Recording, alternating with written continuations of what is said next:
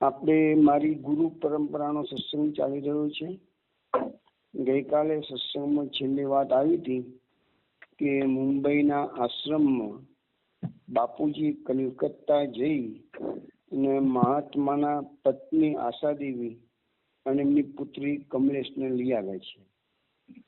લગભગ 18 વર્ષ પછી આ માતાજીએ અને પુત્રીએ આ મહાત્માના દર્શન કર્યા. પુત્રીને પિતા મળ્યા અને આશાદેવીને પોતાના પતિ મળ્યા અને એક નવા સ્વરૂપે દર્શન કર્યા છે.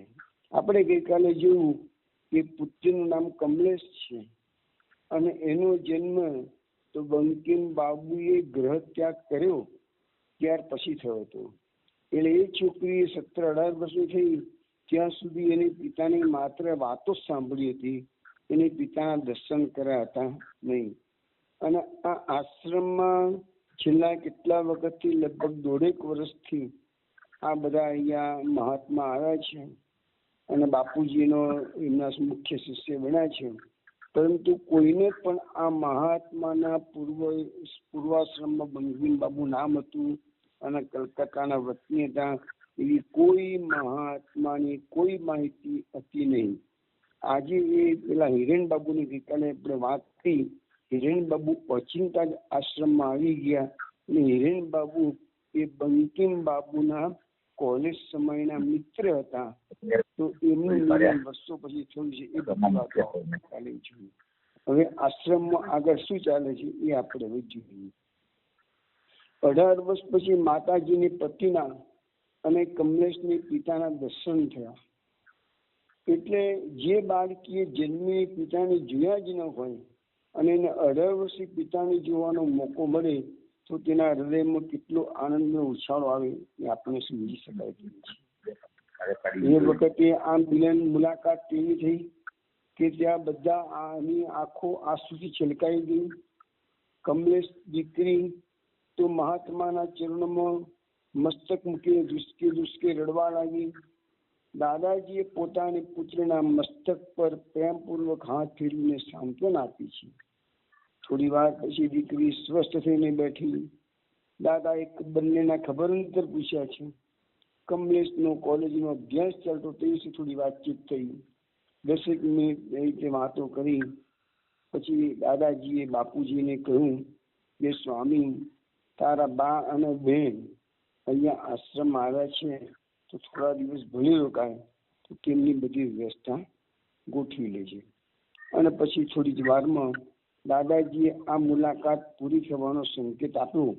એટલે બાપુજી માતાજી તથા કમલેશને એમના ખંડમાંથી બહાર લઈ આવ્યા. હવે અહીંયા થોડા દિવસ માટે માતાજી અને પુત્રી અહીંયા રોકાવાના છે એટલે એના માટે અલગ ખંડની વ્યવસ્થા કરી આપેલી છે. અને માતા અને દીકરી તો પોતાના મહાત્મા તો એમના એકના પતિ છે અને એકના પિતા છે. તો ખૂબ જ આનંદથી આશ્રમમાં રહેવા લાગ્યા છે. બાપુજીને તો કલકત્તાથી બહુ સારું પરિચય થઈ ગયેલું. માતાજી તો બાપુજીની પુત્રની માફક માનતા હતા અને કમલેશ તો એમને સગા ભાઈની માફક ચાહતા હતા. બધાના દિલ એકબીજા સાથે ખૂબ મળી ગયા. અને અત્યારે માતા અને પુત્રી તો જાણે આશ્રમ એમનું કૌટુંબિક ઘર બની ગયું હોય એવી રીતે બધા આનંદથી દિવસો પસાર કરતા હતા. અને આ વખતે પણ અહીંયા પણ શું માતાજી તથા બહેનને બાપુજી દર્શન કરવા જાય ત્યાં સાથે લઈને જ જાય. પણ માતાજી અને બહેનને દાદાજી સાથે મુલાકાત થતી પણ અન્ય દર્શનાર્થીઓ સાથે જે સમય હતો એ સમય એમને પુષ્ટિ થવાની છૂટ હતી. તે સિવાયનો સમય દાદાજી એમને મુલાકાત આપતા હતા નહીં. અહીંયા બધા દર્શનાર્થીઓ દાદાજી પાસે આવી બેસીને સત્સંગ કરી સમય પૂરો થાય એટલે ચાલે જાય. એ જ રીતે માતાજી અને બંને પણ દર્શન અને સત્સંગની છૂટ હતી. પરંતુ સગાવાલા તરીકે અહીંયા આશ્રમમાં એમનું કોઈ સ્થાન હતું નહીં. આશ્રમમાં બંને જણા એક શિષ્ય તરીકે જ રહેતા હતા. હવે એક દિવસ બાપુજી એકલા જ મહાત્માના દર્શન કરવા ગયા. તો મહાત્માએ પૂછ્યું, સ્વામી આજે કેમ એકલા આવ્યા છો તમે? અને બાપુજીએ કહ્યું કે આજે માતાજીની તબિયત જરા અસ્વસ્થ છે, એટલે કમલેશ તેમની સેવામાં રોકાઈ છે, એટલે એ લોકો આવી શક્યા નથી. તે વખતે મહાત્માજી થોડોક વિચાર કર્યો અને પછી દાદાજી બોલ્યા છે કે સ્વામી, તારા બા બહેનને આ આશ્રમમાં 1.25 મહિનો રોકાયા બાદ તું કલકત્તા પાછા પહોંચાડી આવજે. એટલે સ્વામીએ તરત જ કહી દીધું કે ગુરુજી, એટલી બધી શું કરવા ઉતાવળ કરો છો? વર્ષો પછી તો તમારા પત્ની ને તમારી દીકરી તમારા સાનિધ્યમાં આવ્યા છે, તો ભલે ને થોડું રોકાય, એમાં શું ખાતું મોડું થઈ જવાનું છે? તમે આટલી બધી 1.25 મહિનાની લિમિટ બાંધીને આપી દો છો કે તરત તું મૂકી આવજી કે છે. એટલે મહાત્માએ કહ્યું, બેટા, મેં જે કંઈ કહ્યું છે તે વિચારીને જ કીધેલું છે. તું પણ તારી માતા અને બહેન સાથે વધારે પડતી મમતા રાખીશ નહીં. જો તું મમતા વધારે પડતી રાખીશ તો ભવિષ્યમાં તારે રડવું પડશે. એટલે સ્વામીએ પૂછ્યું, કેમ રડવું પડશે? એટલે મહાત્માએ કહ્યું, તું રડીશ ત્યારે તને સમજાશે. અત્યારે તને ભવિષ્યની વાત હું અત્યારે બતાવવા માંગતો નથી. સ્વામીએ કહ્યું, ભલે મને રડવું પડે, ભવિષ્યની વાત ભવિષ્યમાં, પણ પાછા મોકલવાની તમે ઉતાવળ કરશો નહીં. અને એમ કરતા કરતા માતા અને પુત્રીને આશ્રમમાં આવી લગભગ 1.25 મહિનો વીતી ગયો. એટલે દાદાજીએ ફરીથી બાપુજીને પોતાની આજ્ઞાની યાદ અપાવી અને કહ્યું કે બસ હવે બહુ થઈ ગયું છે, એ લોકોને તમે કલકત્તા પાછા પહોંચાડી દો. હવે બાપુજીની ઈચ્છા હતી છતાં પણ બાપુજી બંનેને કલકત્તા એમના ઘરે મૂકી આવ્યા છે. બાપુજી પાછા આશ્રમમાં આવી ગયા. બાપુજીને આટલા વખત સુધી આ બધાની સાથે રહ્યા હતા, એટલે આ દાદાજીના એટલે કે મહાત્માના પૂર્વ જીવનના અનેક સંસ્મરણો આ એમની પત્ની કમલેશે કહ્યા હતા, જે અત્યાર સુધી બાપુજીને કઈ ખબર હતી નહીં. અત્યારે બાપુજી આશ્રમમાં પાછા આવી ગયા છે. એમને ખૂબ એકલું અટલું લાગી રહ્યું છે. અને આશ્રમમાં જે અત્યાર સુધી છેલ્લા 1.25 મહિનાથી આ લોકો હતા, અલગ મલકની વાતો ચાલતી હતી, એ બધી હવે એમને યાદ રહી છે. પણ ધીરે ધીરે બધું દાંડતા મુજબ થઈ રહ્યું છે અને દાદાજીની સેવામાં પોતે રોકાઈ ગયા.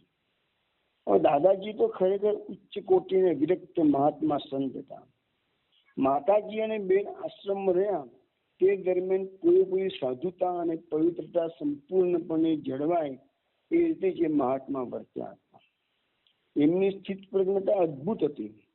સામાન્ય રીતે કોઈ પણ વ્યક્તિ એમના પ્રત્યે લૌકિક ભાવ રાખી કરી શકતી જ નહીં, કારણ કે આશ્રમમાં તો બધા મહાત્માને ગુરુજી જ માનતા.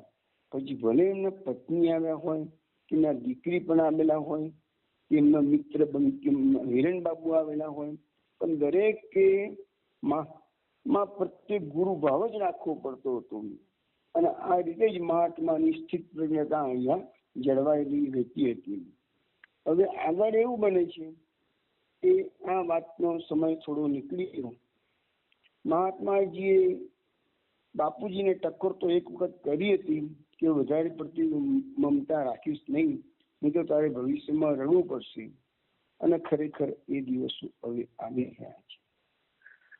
લખે છે કે આશા દેવી અને કમલેશને કલકત્તા પહોંચી ગઈ લગભગ 3 મહિનાનો સમય થયો હશે. અને એક દિવસ સવારે બાપુજી પોતાના સારા વસ્ત્રો પહેરી અને બહાર જવા માટે તૈયાર થઈને રહ્યા હતા. પોતાના ખંડને પોતાના રૂમને તાળું મારતા હતા. એટલામાં દાદાજી પોતાના ખંડમાંથી બહાર આવી અને બાપુજીને જોઈને બૂમ મારે, સ્વામી જરા અહીંયા આવી જજો. એટલે બાપુજી દોડતા દોડતા મહાત્માની પાસે પહોંચી ગયા. બાપુજીને એમ અગત્યનું કામ હશે એટલે મને બોલાવ્યો હશે. દાદાજી તો સમાધિમાંથી 24 કલાક રહેતા હતા, અત્યારે સમાધિમાંથી જાગૃત થઈ અને બોલાવ્યા છે. બાપુજી નજીક પહોંચી ગયા, હાથ જોડીને ઉભા રહ્યા. એટલે દાદાજીએ ગંભીર સ્વરે કહ્યું, બેટા, આ તારા નવા કપડા જે બહાર જવા માટે તે પહેર્યા છે તે ઉતારી નાખ, અને તું આશ્રમમાં જે સાદા કપડા પહેર્યું છું તે પહેરી દે, અને બાથરૂમમાં સ્નાન કરવા માટે 2 બાલદી ગરમ પાણી તું તૈયાર કરી દે. બાપુજીને વિશ્વાસ ના બેઠો કે આ બધી શું આજ્ઞાઓ કરી રહ્યા છે દાદાજી. પણ ગુરુની આજ્ઞા તો માનવી જ પડે એમ હતું. એટલે તરત જ બાપુજી દાદાજી તો પોતાના ખંડમાં ચાલ્યા ગયા. સમાધિ પાછા જેમ હતા એમ બેસી ગયા. બાપુજી જાત જાતની કલ્પનાઓ કરતા હતા, આવી આજ્ઞા કેમ થઈ હશે, કેમ થઈ હશે. પોતાના રૂમમાં પાછા ફર્યા, સારા વસ્ત્રો બદલી કાઢ્યા, ગરમ પાણી કરવાની વ્યવસ્થામાં લાગી ગયા. કારણ કે એ વખતે ઠંડીના દિવસોમાં બાપુજી તો ગરમ પાણીથી સ્નાન કરતા હતા અને દાદાજી તો સ્નાન કરે તો ઠંડુ જળ જ વાપરતા હતા. બાપુજીને આશ્ચર્ય તો થયું કે ગુરુજી આજે સ્નાન માટે ગરમ જળ કેમ તૈયાર કરવાનું કીધું હશે, પણ પૂછી શકાય એવું હતું નહીં.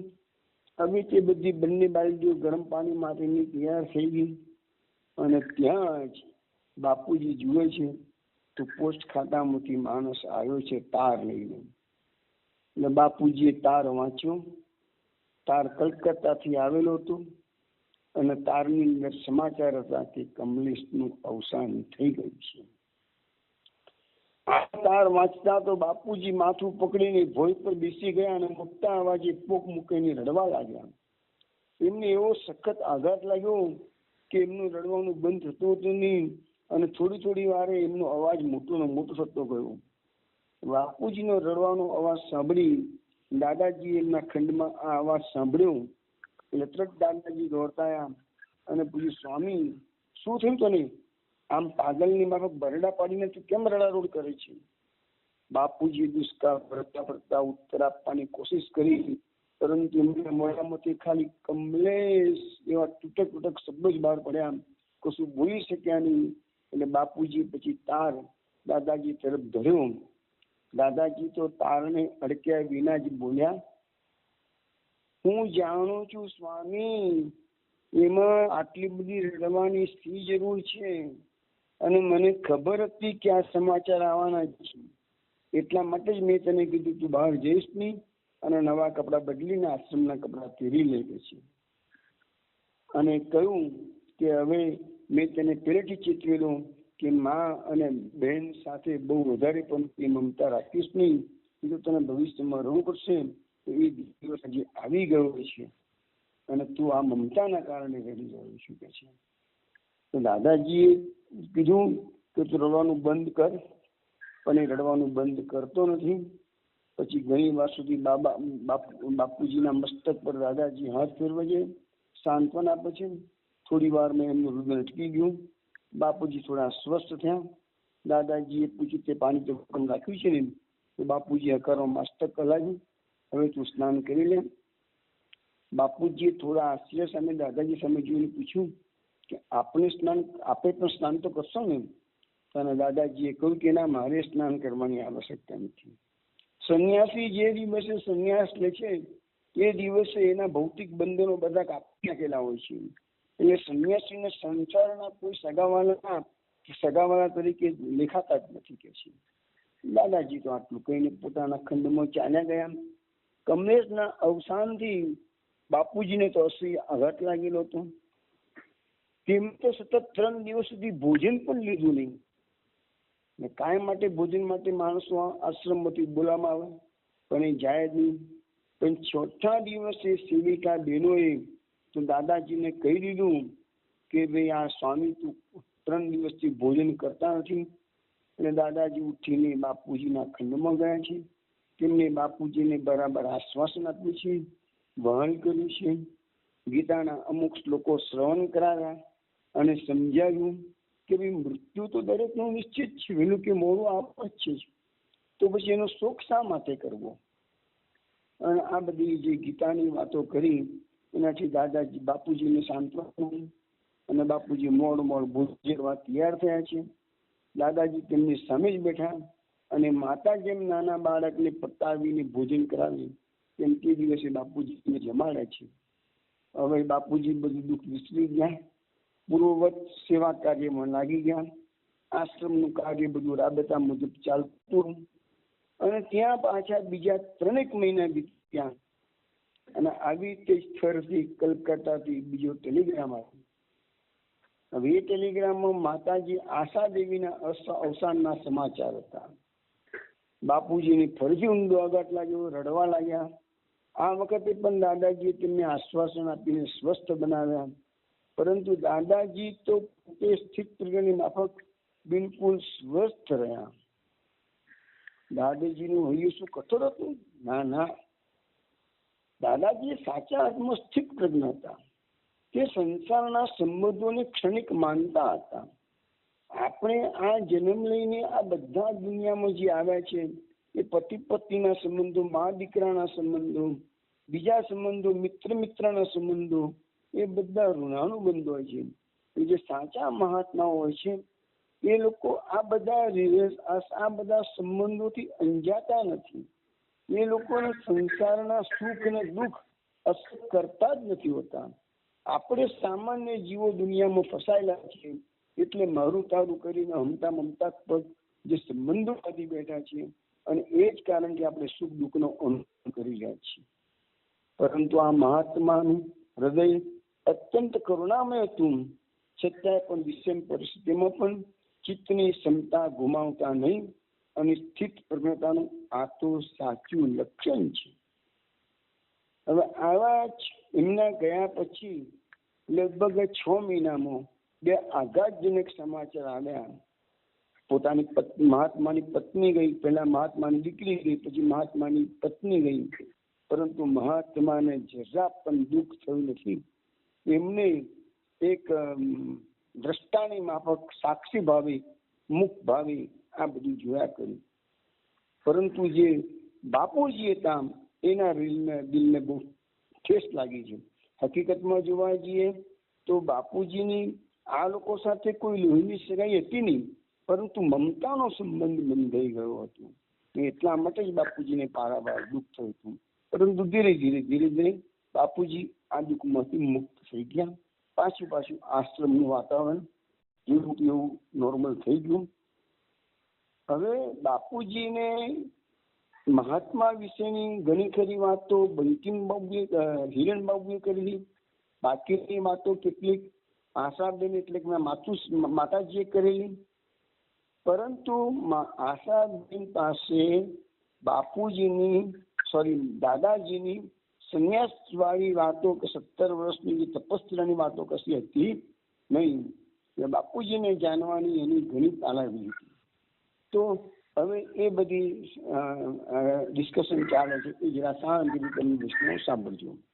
બાપુજીને હજુ ગુરુજીના સંયુક્ત જીવન અંગે કંઈ જાણવા મળ્યું હતું નહીં. એટલે એક દિવસ બાપુજીએ દાદાજીને પૂછ્યું કે આપણા યોગ દીક્ષાના ગુરુ ભગવાન કે કેમ? આપે કહ્યું હતું કે આપણા યોગ દીક્ષાના ગુરુનું નામ ભગવાન અને ઠામ કૈલાસ, તેથી આવું અનુમાન કરું છું. દાદાજી બાપુજીની વાતને અનુમોદન આપતા કહ્યું કે તારું અનુમાન સ્વામી સાચું છે. આટલી ચાવી મળી એટલે બાપુજીએ વધુ પ્રશ્નોની જડી વસાવી. તો પછી આપે ગ્રહત્યાગ પછી સંન્યાસ ક્યારે લીધો અને ગુરુ ભગવાન પાસેથી આપે યોગ દીક્ષા ક્યારે લીધી, કેવી રીતે મળી? દીક્ષા મળ્યા પછી આપે ક્યારે ની યોગ સાધના કરી? દાદાજીને થયું કે સ્વામી આ બધી વાતો જાણ્યા વિના જીદ નહીં છોડે, એટલે ટૂંકમાં એમની જવાબ આપ્યા અને કહ્યું કે ગ્રહ ત્યાગ કર્યા પછી હવે 18 વર્ષ પહેલાની બધી વાતો પાછી આવે છે. ગ્રહ ત્યાગ કર્યા પછી મેં સર્વપ્રથમ તો સ્વામી પ્રકાશાનંદજી પાસેથી સંન્યાસની દીક્ષા લીધી હતી. તે પછી 1 વર્ષ સુધી મેં તીર્થમાં પર્યટન કર્યું. ભારતના મુખ્ય તીર્થોની મેં 1 વર્ષ પગપાળા યાત્રા કરી. ત્યાર પછી 1 વર્ષ હરિદ્વારમાં ગંગા તટ પર એક શિવાલયના ઉપલે બેઠો હતો અને ત્યાં જ અચાનક ગુરુ ભગવાન એટલે શંકર ભગવાન પોતે જ મારી સમક્ષ પ્રગટ થયા. મેં શંકર ભગવાન ઓળખી લીધા, પ્રણામ કર્યા અને શંકર ભગવાને મને કહ્યું કે બેટા, હવે તું અધિકારી બન્યો છું એટલે તને યોગ દીક્ષા આપવા માટે હું આવ્યો છું. બાજુમાં જ શિવાલય હતું. પૂજારી બપોરના સમય હતા નહીં એટલે મંદિરના ગર્ભાગારમાં શિવલિંગ પાસે મને શંકર ભગવાન લઈ ગયા અને ત્યાં મને યોગ દીક્ષા આપી અને આદેશ કર્યો કે હવે તું એકાંતમાં કોઈ નિર્જન સ્થાનમાં રહીને યોગ સાધના કરજે. દીક્ષાનો આદેશ આપીને ગુરુ ભગવાન તો ત્યાં જ અંતર્ધાન થઈ ગયા. પછી ગુરુની આજ્ઞા અનુસાર સાધના કરવાની સુધી હું ઋષિકેશ નજીકના જંગલોમાં એક કુટીરમાં સ્થિર થઈને રહ્યો. નજીકના એક અન્ય ક્ષેત્રમાંથી એક સમયનું ભોજન મને મળી જતું હતું. મેં એક જ સ્થળે સતત 17 વર્ષ રહી યોગ સાધના કરી. ત્યાંથી હું ક્યાંય ગયો ન હતો અને છેવટે 17 વર્ષની યોગ સાધના પૂરી થતા મેં ઋષિકેશ છોડ્યું અને છેલ્લા 20 મહિના હું અહીંયા મુંબઈ આવ્યો છું. ઋષિકેશથી મુંબઈ આવતા પૂર્વે આ શરીરનું ચૈતન્ય બદલાયું છે. વૈષ્ણવ ધ્યાનથી સાંભળજો. આ બધી પરકાયા પ્રવેશની વાતો આવી રહી છે, જે સામાન્ય આપણા જેવા સામાન્ય માણસોના મગજમાં બહુ ઉતરશે ને જલ્દી, પણ ધ્યાનથી સાંભળશો તો કદાચ થોડું ઘણી સમજણ મળશે. લખે છે કે ઋષિકેશથી મુંબઈ આવતા પહેલા મેં આ શરીરનું ચૈતન્ય બદલાયું છે. બાપુજી વચ્ચે જ બોલી ઉઠ્યા કે ચૈતન્ય બદલાયું એટલે વળી શું? મહાત્માએ કોઈ એ વાત તારી સમજમાં અત્યારે નહીં ઉતરે, ભવિષ્યમાં તને ક્યારેક સમજાવીશ. દાદાજી ઋષિકેશમાં રહીને લાંબા સમય સુધી યોગ સાધના કર્યાનું જણાવ્યું. તેના અનુસંધાનમાં બાપુજીએ પૂછ્યું, આપણે 17 વર્ષ યોગ સાધના કરી તો શું યોગ પૂરો થતા આટલો બધો સમય લાગશે? તો મહાત્માએ કીધું, યોગ પૂરો થતા તો એથી વધારે સમય લાગ્યો. 17 વર્ષે તો માત્ર મારા શારીરિક બંધનોમાંથી મુક્તિ મળી. તો બાપુજીએ પૂછ્યું કે શારીરિક બંધનોમાંથી છૂટવું એટલે શું? ઈચ્છાપૂર્વક દેહ ત્યાગ કરવો તે? મહાત્માએ કીધું, ના, શરીરના સામાન્ય ધર્મો જેમ કે ભૂખ, તરસ, તાપ દેહની અસરમાંથી મુક્ત થવું તેને શારીરિક બંધનોમાંથી મુક્ત થવાનું કહેવાય. બાપુજીએ કહ્યું કે હવે સમજાવ્યું કે આપ કેમ મૂકતા નથી અને આપ શા માટે કામ સમાધિમાં બેસી રહો છો? ગમે તેવી ઠંડીમાં પણ ખુલ્લા શરીરે માત્ર આપ કેમ રહો છો? જો કે આપ તો અલ્પાહાર કરો છો પણ જમો છો પણ ખરા, તેનું શું કારણ? તો મહાત્માએ કીધું કે મને ભૂખ કે તરસ પજવી શકતા માત્ર લોક વ્યવહારની દ્રષ્ટિએ થોડું ભોજન લઉં છું અને મુખ સાફ કરવાના હેતુથી થોડું જળ લઉં છું. બાકી મારે ભૂખ અન્નની જ પણ જરૂર નથી અને જળની પણ જરૂર નથી. તો બાપુજીએ પૂછ્યું, ગુરુજી, શારીરિક ધર્મોમાંથી છુટકારો થાય એટલે શું યોગી સિદ્ધ બની ગયો કહેવાય? ત્યારે મહાત્માએ કીધું, ના, શારીરિક ધર્મોનું બંધન છૂટે એટલે દેહ શુદ્ધિ થઈ ગણાય, પણ દેહ સિદ્ધિ ન કહેવાય. આ દેહ શુદ્ધિ છે. દેહ શુદ્ધિ શબ્દ છે અને દેહ સિદ્ધિ શબ્દ છે. દેહ સિદ્ધિ થાય ત્યારે યોગી સિદ્ધ બને કહેવાય. દેહ સિદ્ધિ તો જ્યારે રોગ, વૃદ્ધાવસ્થા અને મૃત્યુને જીતી શકાય ત્યારે થઈ જાય. એને યોગાગ્નિમય દિવ્ય શરીર કહેવામાં આવે છે. શ્વેતાશ્વેતર ઉપનિષદમાં કહ્યું છે કે ન તસ્ય રોગો ન જરા ન મૃત્યુ પ્રાપ્તસ્ય યોગાગ્નિમય શરીરમ. તો પછી બાપુજી પૂછ્યું, શું આપનું આ દિવ્ય શરીર છે? મહાત્માએ કીધું, ના, આ વ્રત નિયમ પાલન કરનારું સામાન્ય શરીર છે. તું જોઈ શકે છે કે આ 60 વર્ષનું વૃદ્ધ છે. જો કે તે દેહ શુદ્ધિને કારણે 40 વર્ષનું હોય તેવું દેખાય છે, છતાં તે આ શરીરને વૃદ્ધત્વની અસર તો દેખાય છે. તો બાપુજીએ પૂછ્યું, શું આપણે 60 વર્ષ? મહાત્માએ કીધું, ના, માત્ર 1.25 વર્ષ થયા. વૈષ્ણવ ધ્યાન રાખીને સાંભળજો આ આખો વાર્તાલાપ. એ કેવી રીતે તમે કહી શકો છો? શરીર 60 વર્ષનું, આપણે માત્ર 1.25 વર્ષના, એ કેવી રીતે? પણ મહાત્માએ કીધું, બેટા, આ શરીરમાં મારી વય 1.25 વર્ષની જ છે, પરંતુ તેની પ્રતીતિ તને ભવિષ્યમાં થશે, અત્યારે નહીં. જે દિવસે મારો ફોટો પ્રાપ્ત કરવા તું મોટેથી રડ્યો હતો તે દિવસે મેં ધ્યાન કરાવ્યા પછી કહ્યું હતું કે તેજો મંડળમાં તે આ શરીરને અંતચક્ષુ દ્વારા અંદર જોયું છે અને ચર્મચક્ષુ દ્વારા બહાર જોયું છે. તે સાચું નથી, ખોટું છે, એ તને યાદ તો છે ને? બાપુજીએ પૂછ્યું, શું દિવ્ય શરીર 1.25 વર્ષના બાળક જેવું હોય? આપણું સાચું સ્વરૂપ દિવ્ય શરીર વાળું છે? બાપુજીએ તો પ્રશ્નો પૂછવાનું ચાલુ રાખ્યું. મહાત્માએ કીધું, દિવ્ય શરીર તો 19 વર્ષના યુવાન જેવું દેખાય. મારું સાચું સ્વરૂપ એવું યૌવન સંપન્ન જ છે. બાપુજીએ કહ્યું, જો આપણું ખરું સ્વરૂપ 19 વર્ષના યુવાન જેવું હોય તો તે મારા જેટલી ઉંમરનું જ ગણાય. તો મને એ સ્વરૂપના દર્શન કરવાનું સદભાગ્ય ક્યારે પ્રાપ્ત થશે? આપ મને જલ્દી આપનું દિવ્ય શરીર બતાવવાની કૃપા કરો. મહાત્માએ કહ્યું, બેટા, એ સ્વરૂપ હું તને ભવિષ્યમાં અવશ્ય બતાવીશ, પણ તું અધીરાઈ ના રાખ. બધું નિર્મિત સમય થવું જોઈએ એ જ ઉચિત ગણાય. બાપુજીએ કીધું, ગુરુજી, હું સ્વભાવે અધીરો છું, પણ આપ જયારે કોઈ વાતની સ્પષ્ટતાને ભવિષ્ય પર છોડી દો છો ત્યારે મારાથી સહન થતું નથી, મારી અધીરાઈ વધી જાય છે. મહાત્માએ કીધું, તું મારા શરીર પર સ્નેહ રાખે છે તે ઠીક છે, તારો એ સ્વભાવ છે, પરંતુ જો તું મારા શરીર પ્રત્યેની મમતા મૂકી દઈ, તેના બદલામાં મારા સિદ્ધાંતોને અધિક ચાહીશ, તો જ તારું કલ્યાણ થશે. અને જો તું મારા સિદ્ધાંતોને વિવેકપૂર્વક આચરણમાં મૂકવા જીવન સમર્પણ કરીશ, તો તું ખરેખર કલ્યાણ મૂર્તિ બની જઈશ. હવે દાદાજીએ ભવિષ્ય પર છોડવાની વાત કરી, એટલે બાપુજીએ તેમનું સાચું સ્વરૂપ જોવા માટેની વાત અત્યારે પડતી નથી, પણ બીજો મુદ્દો પકડીને વાર્તાલાપ ચાલુ રાખતા કહ્યું કે ગુરુજી, મારા મનમાં એક વાત બરાબર થતી નથી.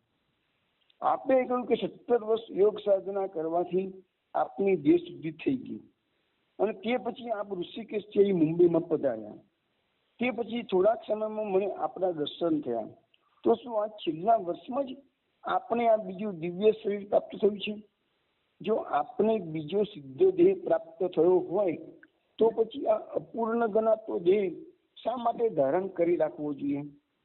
આપણે ખોટું શરીર શા માટે પકડી રાખ્યું છે? ખોટું શરીર છોડીને સાચું સ્વરૂપ ધારણ કરી લો ને, મને પણ એના દર્શન કરવાનો લાભ જલ્દીથી મળી જાય. ગુરુજીએ કહ્યું, બેટા, આવશ્યકતા પૂરતું આ બીજું શરીર મેં ધારણ કરી રાખ્યું છે.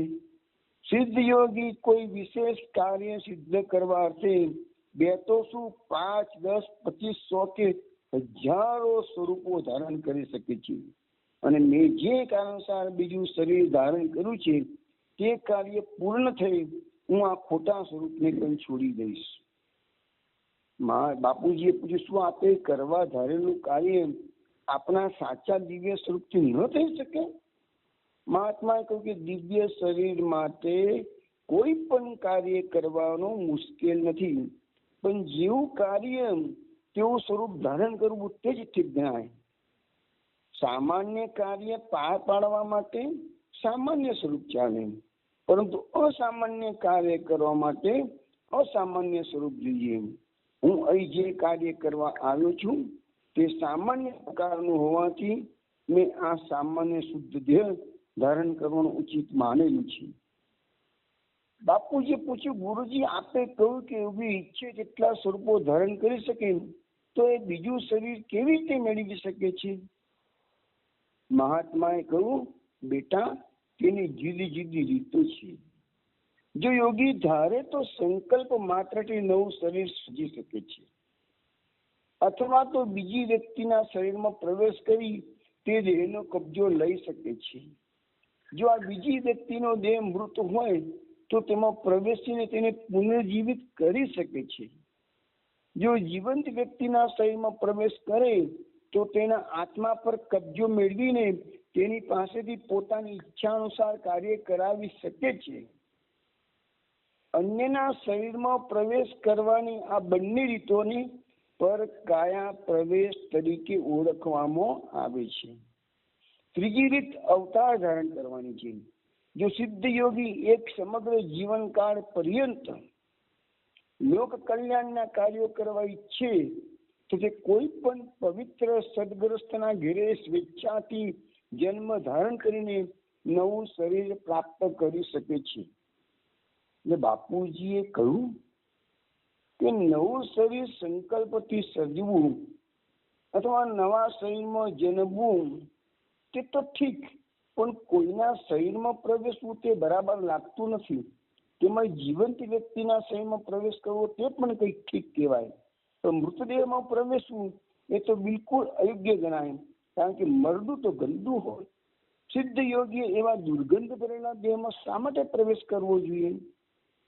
મહાત્માએ કહ્યું, બેટા, તું ઠીક સમજે છે, મરડું તો અપવિત્ર ગણાય, પરંતુ સિદ્ધ યોગી ગમે તેવા ગંધાતા મરદામાં પ્રવેશ કરતા નથી. તે તો માત્ર દેહ શુદ્ધિ પામેલા યોગ સાધકના મૃતદેહમાં જ પ્રવેશે છે, કારણ કે તેવા દેહનું સાધકના મૃત્યુ બાદ જલ્દી વિઘટન થતું નથી. વૈષ્ણવ અહીંયાથી જરા સમજવાનો પ્રયત્ન કરજો કે આપણે સામાન્ય સંસારી જીવોનું જે દેહ આત્મા નીકળે પછી દેહ પડે છે, ઇમિડિયેટલી ગંધાવા લાગે છે, કારણ કે એનું વિઘટન શરૂ થઈ જાય છે. પરંતુ કેટલાય યોગીઓના આ અત્યારના સમયમાં કેટલાય યોગીઓની વાતો મેં સાંભળેલી છે કે જેનું મરદું અઠવાડિયા સુધી 10 દિવસ સુધી દર્શનાર્થે કોઈ પણ જાતના કેમિકલ્સ રાખ્યા વગર, મસાલા ભર્યા વગર એમના શિષ્યોના દર્શનાર્થે રાખવામાં આવે છે અને એ બિલકુલ ગંધાતું નથી.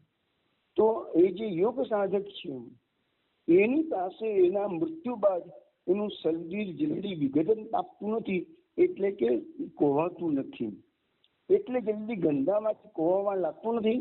વળી તે શરીરમાંથી પૂર્વનો આત્મા બહાર નીકળી જાય અને તેની બીજી જ ક્ષણે યોગ સિદ્ધિનો આત્મા પ્રવેશ કરે છે. પરિણામે તે શરીર મૃત અવસ્થામાં વધુ ક્ષણો રહેલું હોતું નથી. આ કારણે તે શરીર પૂર્વવત શુદ્ધ રહે છે. આ દ્રષ્ટિએ જોતા પરકાયા પ્રવેશની એ રીત પણ અયોગ્ય નહીં જણાય. બાપુજીએ પૂછ્યું, આપ કહો છો કે આપનું આ સાચું સ્વરૂપ નથી, તો આપણે આ શરીર કઈ રીતે ધારણ કર્યું છે? સંકલ્પથી, પરકાયા પ્રવેશથી કે અવતારથી? મહાત્માએ કહ્યું કે પરકાયા પ્રવેશ દ્વારા આ શરીર મેં સંપાદન કર્યું છે. તો બાપુજી પૂછે, કોઈ જીવંત વ્યક્તિના દેહમાં કે મૃત યોગ સાધકના શુદ્ધ દેહમાં તમે પ્રવેશ કર્યો છે? તો બાપુજી મહાત્માએ કીધું, યોગ સાધના દ્વારા શુદ્ધ બનેલા મૃતદેહમાં. તો બાપુજીએ પૂછ્યું, મૃત યોગી કોણ હતા? મહાત્માએ કહ્યું, હું જ. બાપુજીએ કહ્યું, આ વાત મને સમજાય નહીં. મૃત યોગી પણ આપ અને એમાં પરકાયા પ્રવેશ કરનાર શુદ્ધ યોગી પણ આપ, એ સી રીતે બને? કર્મા અત્યારે તું ગમે તેટલી બુદ્ધિ લડાવીશ તો પણ આ વાતનું રહસ્ય તું નહીં સમજી શકે. રહસ્યયુક્ત વાતો વિશેષ અનુભવ વિના સમજાતી નથી. ભવિષ્યમાં તને વિશેષ અનુભવ થશે ત્યારે તું આ વાતનું રહસ્ય પામી શકીશ. બાપુજીએ કીધું, ગુરુજી આપ આ બધી સ્પષ્ટતા ભવિષ્ય પર કેમ છોડી દો છો? તે મને સમજાતું નથી. અત્યારે તું મહાત્માએ કીધું, અત્યારે તું એ વાતો સમજવાને લાયક નથી બન્યો, માટે તને એ વાતો કરતો નથી. બાપુએ પૂછ્યું, તો હું ક્યારે લાયક બનીશ? ત્યારે મહાત્માએ કહ્યું કે જ્યાં સુધી શિષ્યમાં ગુરુ પ્રત્યે સ્વભાવ પ્રગટ ન થાય ત્યાં સુધી તેની પૂરેપૂરી યોગ્યતા અધૂરી ગણાય. તો બાપુજીએ કીધું, હું તો આપણો ઈશ્વર જ માનું છું. ત્યારે મહાત્માએ કીધું, તું મારા પ્રત્યે શ્રેષ્ઠ આદર અને પ્રેમ ભાવ રાખે છે તે સાચું છે, પરંતુ પુત્રના પિતા પ્રત્યેના વર્તન જેવું છે. ઈશ્વર ભાવને સમજવા માટે તારે હજી ઘણા વર્ષોનો અનુભવ લેવો પડશે. તો બાપુજીએ કીધું, તો શું આપનું સાચું સ્વરૂપ ઓળખવા માટે મારે ઘણા વર્ષો સુધી રાહ જોવી પડશે? મહાત્માએ કીધું, હા. બાપુજીએ કહ્યું, ભલે ગમે તેટલા વર્ષો લાગે તો પણ આપનું સાચું સ્વરૂપ જોવા જાણવા હું અહીં આશ્રમમાં જ રહીશ, આપને કદાપી નહીં છોડું. ત્યારે મહાત્માએ કહ્યું, બેટા તારે આશ્રમ પણ છોડવો પડશે અને મને પણ છોડવો પડશે. અહીં તને મારું સાચું સ્વરૂપ જોવા જાણવા નહીં મળે. બાપુજીએ પૂછ્યું, તો ક્યાં જાણવા મળશે? તો મહાત્માએ કીધું, મારા ક્ષેત્રમાં. બાપુજી પૂછ્યું, આપનું ક્ષેત્ર કયું? તો મહાત્માએ કીધું, મારું ક્ષેત્ર શિવ ક્ષેત્ર, સિદ્ધ ક્ષેત્ર. બાપુજી પૂછે, ક્યાં આવ્યું? મહાત્માએ કીધું, ભવિષ્યમાં તને ખબર પડશે કે ક્યાં આવ્યું છે. બાપુજીએ પૂછ્યું, ગુરુજી આપની આ ભવિષ્યવાળી વાતથી તો મને ત્રાસ થાય છે. કદાચ હું આપના સાચા સ્વરૂપના દર્શન માટે હજી અયોગ્ય હોઈશ, પણ એ દર્શન ક્યાં થશે એ સ્થળ જાણવા માટે પણ શું લાયકાત નથી ધરાવતો? કારણ મહાત્માએ કીધું, ઠીક ચાલ, તને બધા પ્રશ્નોનો ઉત્તર એક જ શ્લોકમાં આપું છું. તેને જ્યારે તું સમજી શકે ત્યારે માનજે કે તું લાયક બને છે. એ શ્લોક આ પ્રમાણે છે: અહમ યોગાત્મા વિસ્તૃત નાના રૂપ ધરોહર ચતુષ્પુત્રા સિદ્ધ ક્ષેત્રે અષ્ટાવિંશાવતાર. આ શ્લોકનો અર્થ સ્વામી તું વિચારજી. જો તે બરાબર તને સમજાશે તો તું મારું સાચું સ્વરૂપ સમજી શકીશ અને શ્લોક ભૂલી ન જવાય. એટલે તરત જ બાપુજી આ શ્લોક ડાયરીમાં લખી દીધો. અને આ વખતે આ જે પરકાયા પ્રવેશનું જે ડિસ્કશન હતું, વાર્તાલાપ હતું, અહીંયા બંધ રહ્યો. હવે પાછું આશ્રમમાં રાબેતા મુજબ કામ ચાલી રહ્યું છે. હવે એવું બન્યું, થોડાક દિવસો નીકળી ગયા અને આ સ્વામીજીને મહાત્માને દાદાજીને આશ્રમમાં આવે લગભગ પોણા 2 વર્ષ આમ નામ વીતી ગયા. અને એક દિવસ અચાનક જ દાદાજીની આજ્ઞા અનુસાર આજે આશ્રમના દર્શન ખંડમાં સમસ્ત અંતરંગ શિષ્ય શિષ્યાઓ એકઠા થયા છે. દાદાજી પહેલેથી બધાને કહ્યું આજે હાજર રહેવાનું છે. બધા હાજર થઈ ગયા. દાદાજી ઉચ્ચ આસને બિરાજ્યા છે. બાપુજી એમની બાજુમાં બિરાજ્યા છે. હવે દાદા બધા રાહ જોઈને બેઠા છે, તાતક નજરે. આજે દાદાજીએ બધાને ભેગા કર્યા છે, તો શું કંઈક માહિતી આપવાના છે, શું સમાચાર આપવાના છે. હવે દાદાજી ધીરે ધીરે પોતાના હોઠ ખોલે છે અને જાહેર કરે છે, હું આવતીકાલે રાત્રે અહીંથી વિદાય લઈશ. મારી સાથે માત્ર સ્વામી આવશે, બીજું કોઈ મારી સાથે નહીં આવે. સ્ટેશન પર પણ કોઈએ મને વડાવવા માટે આવવાનું નથી. આવી જેવી જાહેરાત કરી તો 300 જેટલા શિષ્યોના માથે જાણે કે વજ્ર તૂટી પડ્યું. બધાની આંખોમાંથી આંસુના મેઘ વરસવા લાગ્યા. દૃષ્ટાથી દર્શન ખંડ ભરાઈ ગયો. દાદાજીની આજ્ઞા એટલી આજ્ઞા. કોઈ પ્રાર્થના પણ કરી શક્યું નહીં કે ગુરુદેવ થોડા દિવસ રહી જાઓ અને અમને વિદાય આપવા સ્ટેશન પર તો આવવા દો. પણ દાદાજીએ તો મોટરમાં પ્રવેશ કરવાને બદલે ટ્રેન દ્વારા અને એ પણ 3જા વર્ગના ડબ્બામાં યાત્રા કરવાનો નિર્ણય જાહેર કર્યો હતો. દાદાજીએ જાહેર કરી દીધું, આવતીકાલે સાંજે હું આશ્રમ છોડું છું અને ટ્રેન દ્વારા હું જવાનો છું અને કોઈએ મને સ્ટેશન પર વિદાય કરવા આવવાનું નથી. બાપુજીએ પ્રવાસમાં લઈ જવા માટે માત્ર એક જોડી પહેરવાના વસ્ત્રો, એક શાલ, એક પુસ્તક, પોતાની ડાયરી એટલું જ એક થેલામાં ભરી લીધું. અને પોતાનો વધારાનો જે કંઈ બાપુજીનો સામાન હતો તે પેટીમાં ભરીને એમના મિત્રને ત્યાં મૂકી આવ્યા. આમ બાપુજીએ યાત્રા માટે પૂર્વ તૈયારી કરી લીધી. હવે બીજા દિવસનો દુઃખદ પ્રાતઃકાલ ઉઠ્યો. શેઠ ગોવર્ધનભાઈએ આંસુ ભરી આંખે બાપુજીના હાથમાં મથુરાની 3જા વર્ગની 2 ટિકિટો અને ચલની નોટોનું એક બંડલ મૂક્યા. નોટોના બંડલને નિહાળી બાપુજીએ પૂછ્યું, આ શું છે? શેઠે કહ્યું, સાથે રાખો, જરૂર પડશે. ત્યારે બાપુજીએ કહ્યું કે મને ગુરુદેવે આજ્ઞા કરી છે કે તારે મારી સાથે આવવાનું છે, પણ ગજવામાં એક પણ પૈસો રાખવાનો નથી. બીજો વિચાર કરો, હવે એમની યાત્રા શરૂ થાય છે પૈસા વગરની. એવી યાત્રા કરે, જોઈએ આપણે બધા. ગુરુદેવે આજ્ઞા કરી છે મારી સાથે આવવાનું છે, પણ ખિસ્સામાં એક પૈસો રાખવાનો નથી. શેઠ ગોવર્ધનભાઈએ નોટોનું બંડલ પાછું લીધું, માથે હાથ દઈને નીચે બેસી ગયા. શેઠનો કંઠ રૂંધાયો, તેમનાથી રડી પડાયું. તે દિવસે સમસ્ત અંતરંગ શિષ્ય શિષ્યાઓ આખો દિવસ આશ્રમમાં જ રહ્યા. કોઈ પોતાના ઘેર ગયું નહીં. તે દિવસે કોઈએ ભોજન, અગાઉ દિવસથી જ કોઈ ઘેર ગયું હતું નહીં. અગાઉ દિવસથી જ બધા અનશન પર ઉતરી ગયા હતા અને બધા આખો દિવસ, અગાઉનો દિવસ અને બીજો દિવસ, આખો દિવસ ઓમ નમો ભગવતે વાસુદેવાય મંત્રનો જપ કર્યો છે. કારણ કે અત્યારે બધા શિષ્યો જાણે છે આ સિદ્ધ મહાત્મા જેનો સંગ પોણા 2 વર્ષથી રોજ આ લોકો કરતા હતા, અને આ બધું અંતરંગ શિષ્ય વર્તુળ હતું, એ બધાના માથે આજે વજ્રપાત થયો છે. હવે આ મહાત્માના ફરીથી દર્શન નહીં થાય એવું બધાને સમજાઈ રહ્યું છે. હવે જેની કલ્પનાથી સગડા ભયભીત બની રહ્યા હતા તે કાળમુખી નિર્દય રાત્રિ આવી ગઈ. દાદાજી પોતાના ઉપાસના ખંડમાંથી ધીરે ધીરે બહાર નીકળી રહ્યા છે. દાદાજીની કટી પર એક જૂનો અંગૂછો વીંટાળેલો હતો. બીજો જૂનો અંગૂછો ખભા પર હતો. દાદાજીની પાસે કૌપિનની એક જૂની જોડી હતી. દાદાજીના હાથમાં કમંડળ હતું.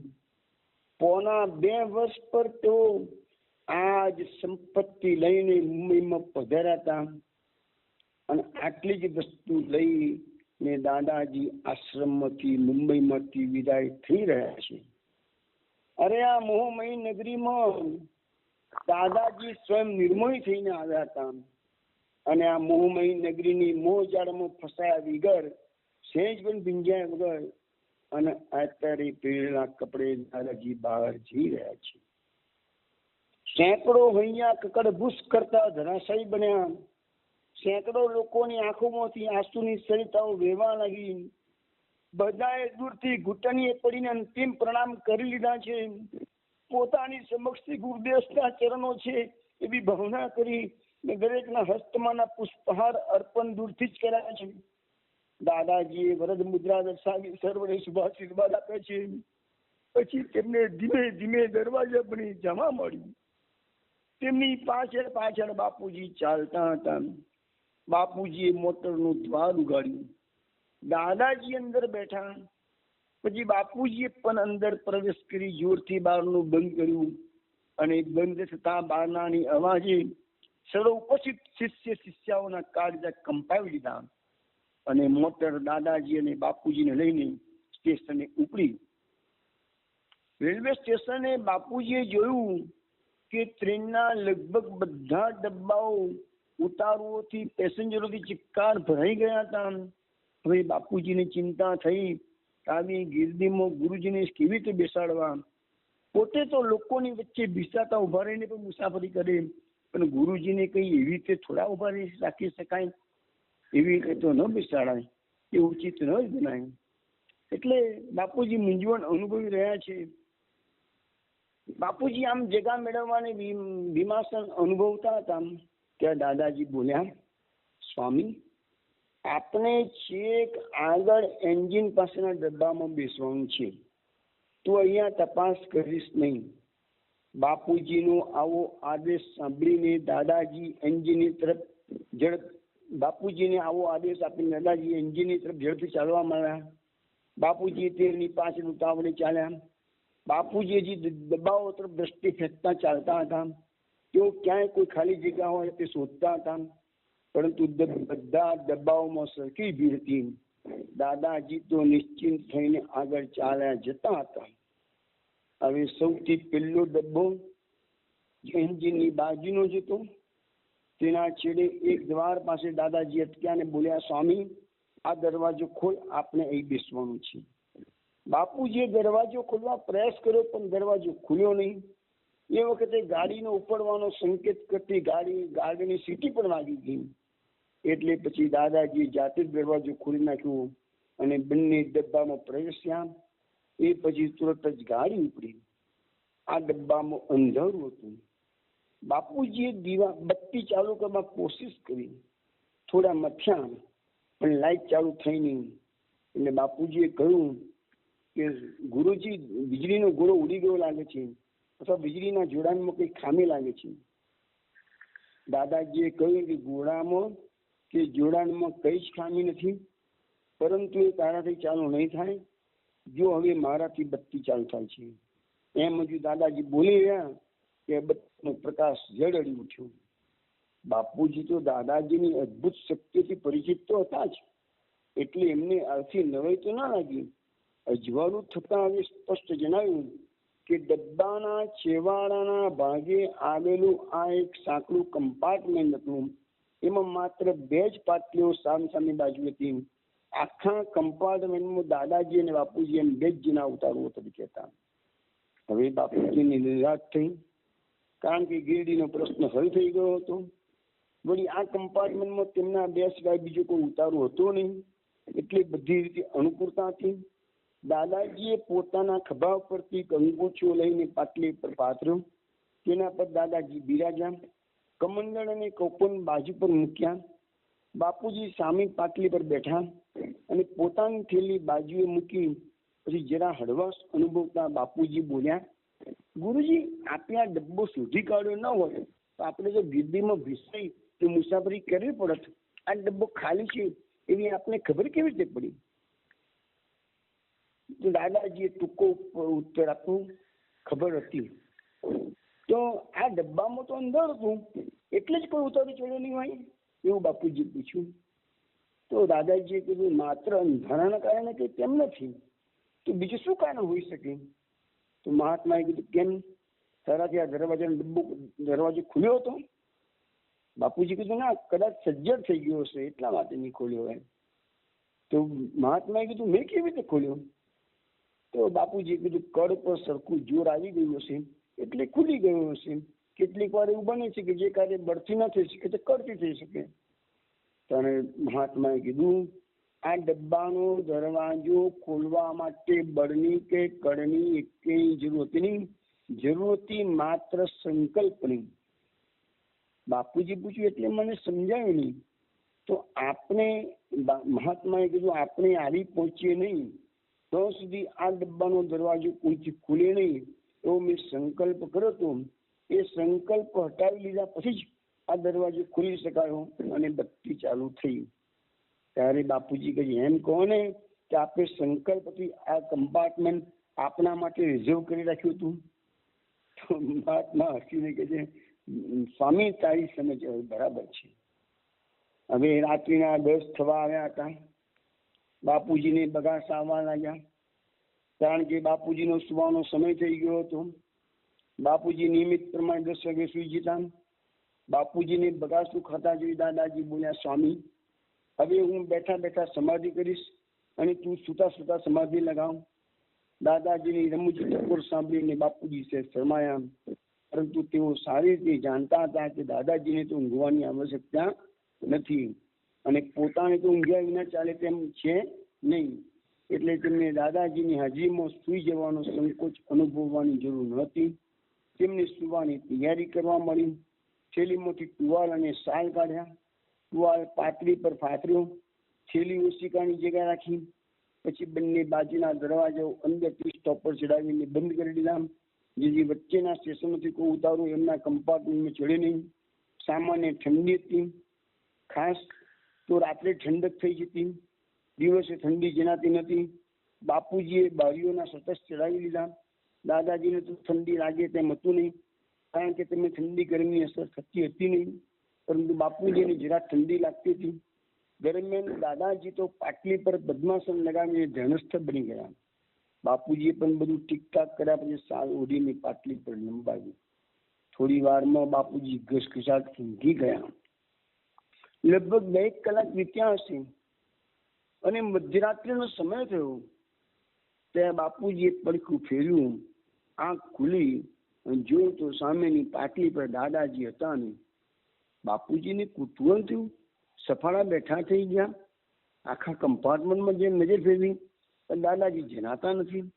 તેમનો અંગૂઠો, કૌપીન, કમંડળ જેવા હતા એવા પાટલી પર જ પડેલા હતા. બાપુજી નીચે નજર કરી તો દાદાજીની ચાખડીઓ પણ હતી નહીં. તેમને ઊભા થઈને ખાતરી કરી લીધી તો બંને દરવાજાની સ્ટોપર તો અંદરથી બંધ જ હતી. તો પછી દાદાજી ગયા ક્યાં? કમ્પાર્ટમેન્ટની બહાર કેવી રીતે ગયા? બાપુજી વિસ્મયમાં પડી ગયા. તેમની ઊંઘ ઉડી ગઈ. ઘડિયાળમાં જોયું તો રાત્રિના 12 વાગ્યા હતા. ટ્રેન પૂરપાટ ઝડપે આગળ વધી રહી હતી. બાપુજી હવે વિચારવા લાગ્યા કે ગુરુજીના વિના હું મથુરા એકલો જઈને શું કરીશ? તેમને માત્ર ટિકિટો પરથી એટલી જ ખબર હતી કે દાદાજીની સાથે તેઓ મથુરા જઈ રહ્યા છે, પરંતુ મથુરામાં ક્યાં જવાનું છે, શું કરવાનું છે તેમની બાપુજીને કશી ખબર નહોતી. હવે ગુરુજી તો દ્રશ્ય થઈ ગયા. તેવી ચિંતામાં તેઓ અનેક તર્ક વિતર્ક કરવા લાગ્યા. હજી તો મધ્યરાત્રિ થઈ ગઈ છે. તેઓ અધૂરી ઊંઘમાંથી જાગ્યા હતા. એટલે વિચારો કરતા કરતા તમે પાટલી પર ફરી લંબાવ્યું. થોડી વાર આંખો મીચીને પડ્યા રહ્યા, પરંતુ 5 મિનિટ વીતી અને એમને આંખો ખોલી તો જો તો દાદાજી પૂર્વવત એમની પાટલી પર સમાધિસ્થ બેઠેલા છે. બાપુજી એકદમ બેઠા થઈ ગયા અને આશ્ચર્યથી બોલ્યા, અરે ગુરુજી, હમણાં આપ ક્યાં અદ્રશ્ય થઈ ગયા હતા? જાણે કઈ જ બન્યું ના હોય એવા ભાવથી દાદાજીએ સામે પ્રશ્ન કર્યો, અલ્યા તું સપનામાં બોલે છે કે શું? બાપુજી કીધું, ના હું સપનામાં નથી બોલતો, બરાબર જાગૃત છું. હમણાં થોડી વાર પહેલા તો આપણે હતા નહીં. દાદાજીએ કીધું, તને કઈ ભ્રાંતિ થઈ ગયો જણાય છે? સ્વામી કે ના, મને ભ્રાંતિ પણ નથી થઈ. થોડી વાર પૂર્વે મેં બરાબર જાગ્રત અવસ્થામાં ખાતરી કરી હતી. આપ અહીં ન હતા. મેં આપને શોધવા પ્રયાસ કર્યો, પણ આપ ક્યાંય દેખાયા નહીં. તો દાદાજીએ કીધું, હવે તો હું છું, શાંતિ સુઈ જાય. એમ કહીને વાત આપ ટાળવા માંગો છો? તો દાદાજી, શું તારે મારે દરેક વાત તને કેવી એવો નિયમ છે? તો બાપુજી કીધું, એવો નિયમ તો ના હોય, તો મને આવી આશ્ચર્યક બાબતોનો ખુલાસો મેળવવાનું કુતૂહલ લાગે છે, કુતૂહલ થાય છે. તો દાદાજીએ કીધું, તારું કુતૂહલ તો કદી સમતું જ નથી. દરેક વાત જાણવા તું અધીરો થઈ જાય છે. હજી તો અડધી રાત્રિ વીતી છે, તું સુઈ જા. બાપુજી કીધું, સુઈ તો જાઉં, પણ હવે આપ મને વાત નહીં કરો ત્યાં સુધી મને ઊંઘ નહીં આવે. દાદાજીએ કીધું, કેમ? હમણાં તો ઝૂકું ખાઈ ગયો હતો, એમ ફરીથી પણ આવી જશે, પ્રયત્ન કર. આપ વાતનો ખુલાસો ટાળો છો. શું મારાથી છુપાવવા જેવી કોઈ વાત છે? દાદાજીએ કીધું, ના, છુપાવવા જેવું તો મારે શું હોય, પણ દરેક વાતનો ખુલાસો મારે તરત કરી દેવો જોઈએ એવો તારો આગ્રહ બરાબર નથી. તો પછી છેલ્લે આ બધું ડિસ્કશન ચાલતું હતું. દાદાજીએ પછી વાતને ટૂંકાવા કીધું કે મથુરા પહોંચ્યા પછી આનો જવાબ મળી જશે. દાદાજીએ પોતાની ખાસિયત મુજબ આ વાતને અત્યારે લટકતી રાખી અને બાપુજીને થોડો સમય ધીરજ રાખ્યા સિવાય છૂટકો હતો નહીં.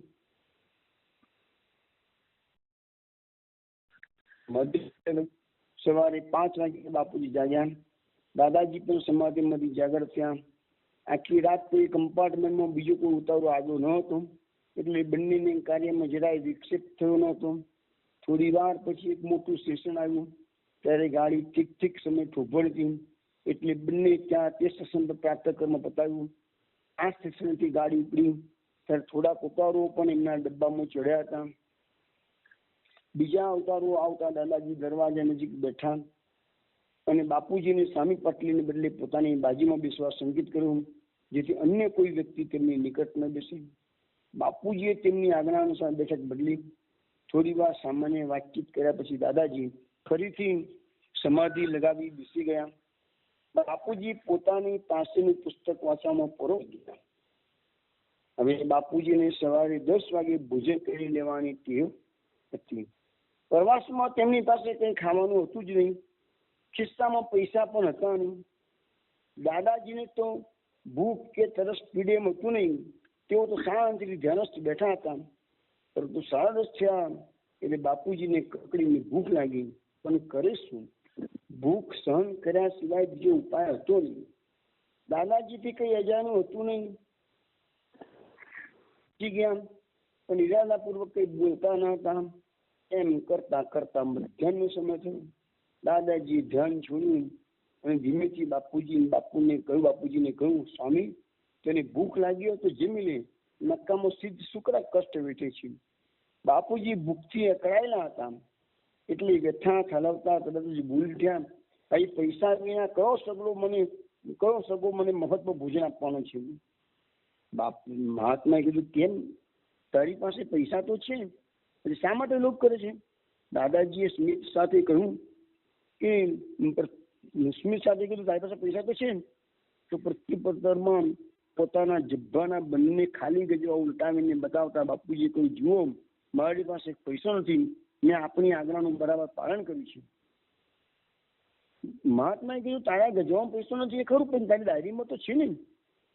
તો બાપુજી કીધું, હું આપણા કહેવાનો મતલબ સમજ્યો નહીં.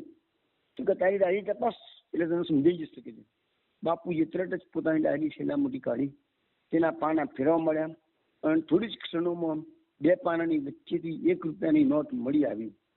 આથી બાપુજીના આશ્ચર્ય સાથે થોડો સંકોચ થયો. તેમની ક્યારેક ડાયરીમાં પાના વચ્ચે ચલણી નોટો મૂકી રાખવાની ટેવ હતી. એ મુજબ તેમની આ 1 રૂપિયાની નોટ અગાઉ ક્યારેક ડાયરીમાં મૂકી હશે અને પછી તે અંગે વિસ્મૃતિ થઈ ગયેલી. આ નોટ આ રીતે અજાણતા બાપુજીની સાથે આવી ગયેલી.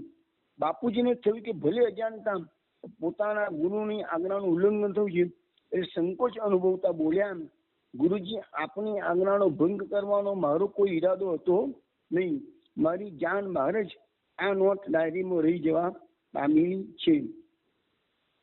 તો ગુરુજીએ કહ્યું, તે મારી આજ્ઞા બરાબર પાડી છે.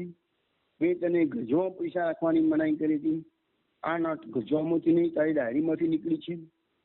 એટલે બાપુજીએ કીધું, એવા બહાના હેઠળ મેં આપની આજ્ઞાનો ભંગ કરવાનું વિચાર્યું નથી. ખરેખર અજાણતા આ નોટ ડાયરીમાં રહી ગયેલી છે. હું જાણું છું કે તે ઈરાદાપૂર્વક એ નોટ સાથે નથી લીધી, પરંતુ એ નોટ તારી સાથે ટ્રેનમાં ચડી ગઈ. જો હું ડાયરીમાં નહીં પીસી જાઉં તો સ્વામી ભૂખ્યો રહેશે.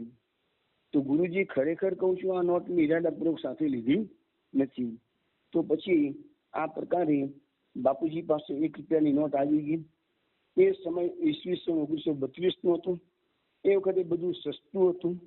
એ રૂપિયામાંથી એક વ્યક્તિનું શું 2 જણનું ભોજન થઈ શકે તેમ હતું, પરંતુ 2 વ્યક્તિ માટે અપૂરતા પૈસા હતા. એક વ્યક્તિનું ભોજન કરતા બી પૈસા વધે એમ હતું. 2 વ્યક્તિ માટે અપૂરતા પૈસા હતા. બાપુજીના મનની ગળમાં દાદાજી સમજી ગયા, એટલે કે સ્વામી, મને ભોજનની આવશ્યકતા નથી, હું એકલો જ ભોજન કરી લે. એટલે પછી નજીકનું સ્ટેશન આવ્યું. બાપુજી પોતાના ભોજનનો પ્રબંધ કર્યો. થોડાક પૈસા પણ એમાંથી વધારે, એમાંથી 2-3 ફળો દાદાજી માટે ખરીદ્યા.